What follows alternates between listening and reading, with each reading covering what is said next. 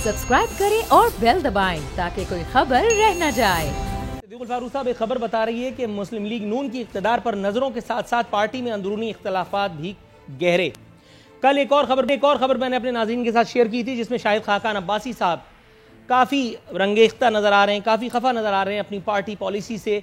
ज़ाहिर है कि इस वक्त मुतअद्दिद पार्टी रहनुमा दरून खाना हुकूमत से जो उन्होंने ताउन किया था, दस्ते एक ताउन दराज किया था आर्मी चीफ की सर्विस में तोसी के हवाले से।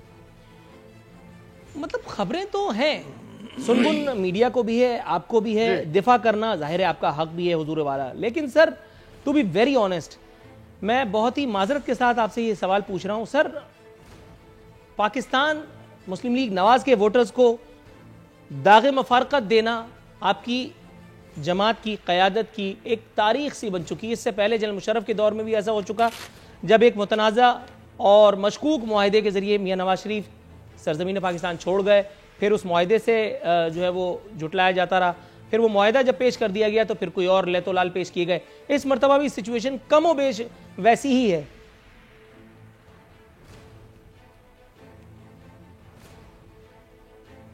नहीं, नूरुल आरिफीन साहब, पहली बात तो ये है कि नवाज शरीफ साहब, शहबाज शरीफ साहब का वस्फ उनकी कारकर्दगी है। वो 90 में प्राइम मिनिस्टर बने तो उन्होंने ओपन मार्केट इकानमी के ज़रिए मुल्क को आगे ले जाने की कोशिश की और मुल्क आगे गया। फिर साजिश हुई, फिर 97 में आए, फिर आपने देखा गैर मुल्की डिक्टेशन और अमरीकी सदर के दबाव के बावजूद उन्होंने एटमी धमाके किए और मुल्क को इक़्तिसादी पाबंदियों के बावजूद उनका मुकाबला करते हुए बेहतर किया। फिर वो वज़ीर आज़म बने 2013 में। आप सी पैक को देख रहे हैं, आप 12,000 मेगावाट बिजली को देख रहे हैं, इंफ्रास्ट्रक्चर देख रहे हैं, 5.8 GDP देख रहे हैं, इन्फ्लेशन को 13 से 4% पर लाना देख रहे हैं, 2400 बिलियन डॉलर के फॉरेक्स रिजर्व्स देख रहे हैं और 6.4% आबादी को ख़त गुर्बत से ऊपर उठाना। और ये यूनाइटेड नेशंस की रिपोर्ट है, यानी 3 करोड़ से ज़्यादा लोगों को ख़त गुर्बत से ऊपर उठाया, अस्पताल बनाए, सड़कें, मोटरवे। ये उनकी कारकर्दगी और ख़िदमत है। अभी जिस बात पर आपने कमो बेश कहा, यार नूरुल आरिफीन साहब, आप तो खुदा के लिए ऐसी बात ना करें ना। उज़्मा कारदार कहें तो ठीक है, अगर फैसल वावड़ा कहे तो ठीक है, क्योंकि इमरान खान की जंबील जो उम्र अयार की जंबील है उसमें इन जैसे और बहुत से लोग भी हैं।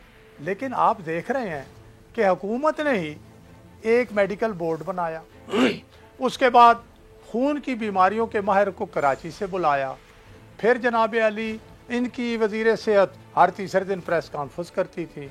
फिर इमरान खान ने केस प्लीड किया कि मैंने इंडिपेंडेंट ज़राए से मालूम किया नवाज शरीफ बहुत सख्त बीमार हैं, उन्हें बाहर जाना चाहिए। वो बाहर गए और उसकी तफसील फिर फर्दर फैसला लाहौर हाई कोर्ट ने दिया और उसके मुताबिक वो गए हुए हैं। उन्होंने मेडिकल रिपोर्ट कल ही भेज दी दोबारा, पहली रिपोर्ट आज की रिपोर्ट। इस वक्त सूरत हाल ये है कि उनका या तो अल्लाह ताला मेहरबानी फरमाए बाईपास होगा या उससे कम प्रोसीजर दिल का होने वाला है, ये उनकी तकलीफ़, और उसके बाद फिर मज़ीद भी होना है। तो वो तो वही नवाज शरीफ है ना जो अपनी बीमार बीवी को छोड़ के उन्होंने रिक्वेस्ट की कि मैं आ रहा हूँ, मेरी मौजूदगी में सज़ा सुनाएं। उनकी गैर हाज़िरी में सज़ा सुनाई गई तो वो आके जेल चले गए बेटी समेत। हमारे और बहुत से लोग जो हैं वो बाहर गए, फिर आ गए। नवाज शरीफ साहब इंशाअल्लाह उनकी सेहत बेहतर, अल्लाह तबारक व तआला से मेरी भी दुआ है कि उन्हें जल्द सेहत अता फरमाए, बाकी बीमारों को भी अल्लाह ताला सेहत अता फरमाए। दुरुस्त है, थोड़ा सा तवक्कुफ की इस्तदा रह गई जो आपने मुस्लिम लीग नून के अंदर इख्तिलाफात। जी प्लीज एक जुमला इख्तिलाफात पे बात कर लूँ। इख्तिलाफात पे मुस्लिम लीग नून के अंदर इख्तिलाफात नहीं हैं, इख्तिलाफ राय है और ये बड़ी सेहतमंद अलामत है। एक्सटेंशन पे मजमूई तौर पर चारों सूबों में, बल्कि आज़ाद कश्मीर और गिलगित बल्तिस्तान में भी लोगों की और दारों की और मुख्तलिफ तबकात की गालिब अक्सरियत ने पसंद नहीं किया। लेकिन जिन हालात में इमरान खान ने पहले तो उसी अपने लेटर हेड पर दी, फिर उसके बाद वो मजाक किया, फिर उसके बाद जनाब अली जब सुप्रीम कोर्ट में पता नहीं वो दरख्वास्त भी शायद इन्होंने नहीं दिलवाई, फिर वहाँ मजाक किया 3 दफ़ा, एक पैरे का जो नोटिफिकेशन नहीं बन सका, پھر وہاں سے یہ دوبارہ ریویو پٹیشن میں چل جانے کا مذاق انہوں نے کیا، پھر پارلیمنٹ میں آئے اور غلط بندے سے اسے چیئر کرا کے پھر مذاق کیا، اور یوں اپنا مسلح افواج اور ان کے چیف کو انہوں نے تضحیک کا نشانہ بنایا۔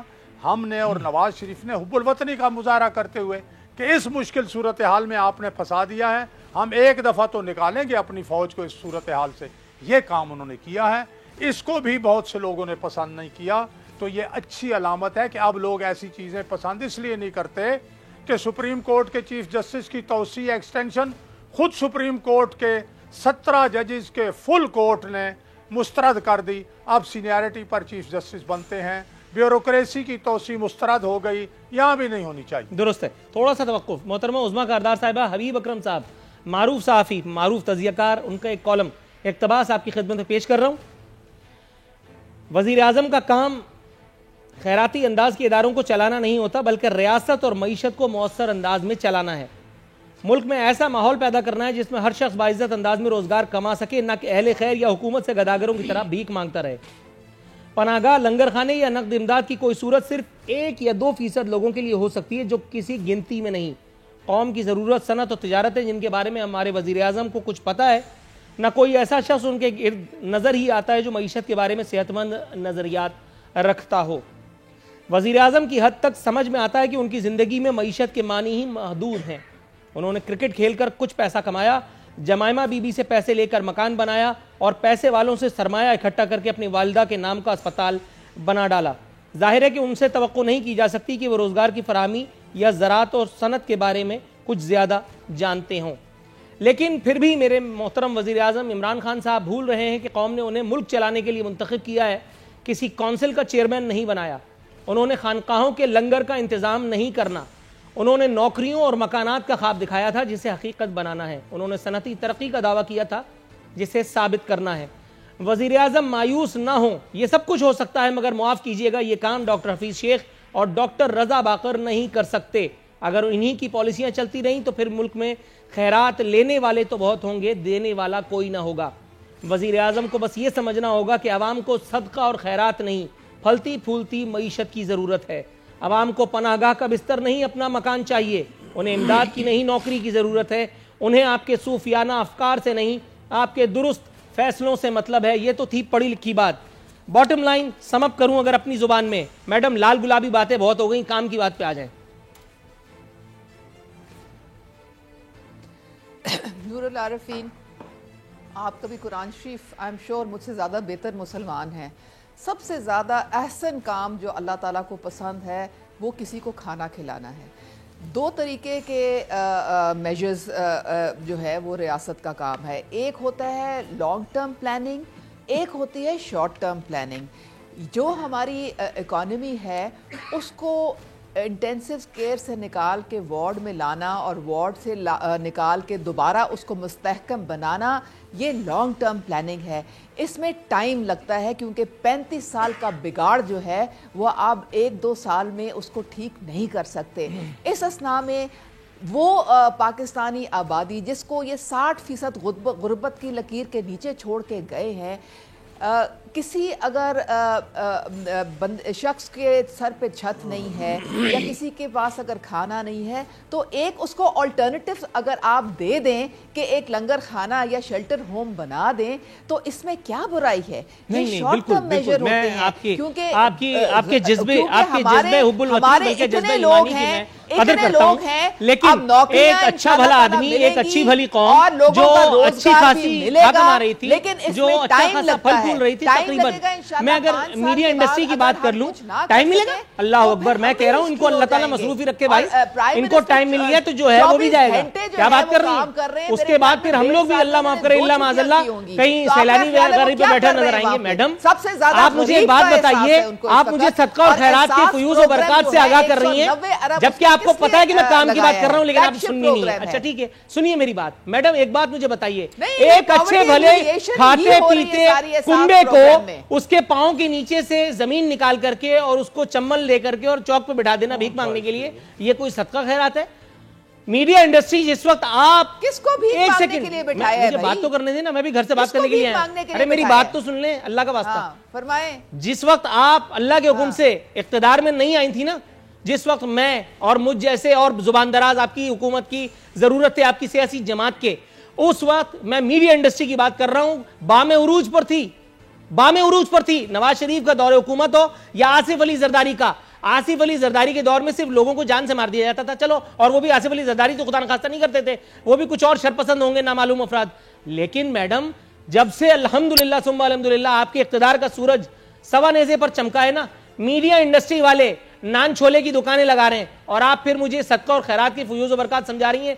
थोड़ा सा गड़बड़ा गया हूं, पानी पीऊंगा। हुजूर वाला हुसैन नवाज साहब फरमा रहे हैं कि इमरान खान जाती तौर पर मेरे वालिद की सेहत पर सियासत कर रहे हैं। सर, किसी ने कहा था, आप तो खुद माशाल्लाह साहिब ज़ौक़ आदमी हैं, सैफ अंदाज़े बयां रंग बदल लेता है, वरना दुनिया में कोई बात नई बात नहीं, ये सब कुछ तो बस वैसा ही है जैसा पहले कभी किसी दौर में किसी और के साथ हुआ था, सिर्फ चेहरे बदल गए। एतराज क्यों?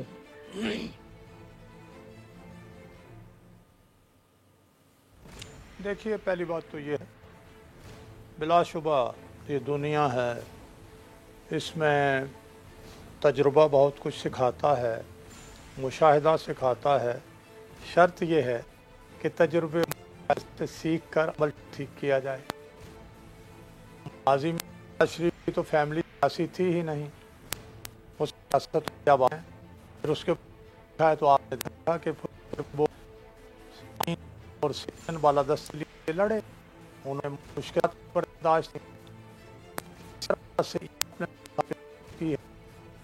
सर, थोड़ा सा ऑडियो की मेरे ख्याल है कुछ इश्यूज हैं, जरा थोड़ा सा अगर आप तवक्कुफ फरमाएं तो मैं आपकी तरफ आता हूं। एक लम्हा सुन ले, शौकत खानम के डायरेक्टर को मेडिकल डायरेक्टर को भी भेजता है। ये सारी चीजें करने के बाद वो कहता है यार इन्हें जाने के लिए वाकई सीरियसली बीमार हैं, कहीं हमारे ऊपर मुसीबत ना आ जाए। इसलिए उसके जब डॉक्टर ही कहें कि इनको आउटिंग की दिन में 1 या 2 मरतबा कराया करें, उस आउटिंग में वो अपनी फैमिली के 5-7 बंदों के साथ खाना खा ले। आप तस्वीर को उठा के हटा दिया। एक तरफ आप कहते हैं जी ये नई नस्ल को जो सोशल मीडिया ये बहुत कुछ सिखाएगा, आप नई नस्ल को सोशल मीडिया की वीडियो सिखाते हैं। इया का नाबुद व इया का नस्ताईन के बाद बदजुबानी, इल्जामात, गालियां, झूठा प्रोपेगेंडा और नाकामी को कामयाबी बनाना, कामयाबी को नाकामी बनाना, और बुजदार जैसे बंदों को जनाब अली कहाँ से कहाँ दिखाना, अमलन वो क्या है ये सिखाएंगे आप। इसलिए जो उन्होंने कहा है वो बिल्कुल दुरुस्त कहा है। मैं सिर्फ ये जरूर अर्ज करूंगा जो अभी आपने चंद जुमले कि रोटी खिलाना अच्छी बात है, ये बुरी बात नहीं है, लेकिन जैसे कि उन्होंने कहा कालम निगार ने, हुक्मरान से क्या तवक्को है, वो पूरी कौम की रोटी का बंदोबस्त करे। जिस हुक्मरान के दौर में जो ज़राअत के दौर में जो ज़राअत है वो बर्बाद हो जाए, तामीराती इंडस्ट्री तबाह हो जाए, ऑटोमोबाइल तबाह हो जाए, और इसके अलावा जनाब टेक्सटाइल तबाह हो जाए, बेरोजगार लोग बढ़ जाएं, वो भूख बढ़ जाए, वो क्या करेगा जी? ठीक है, राइट से सब्सक्राइब करें और बेल दबाएं ताकि कोई खबर रह न जाए।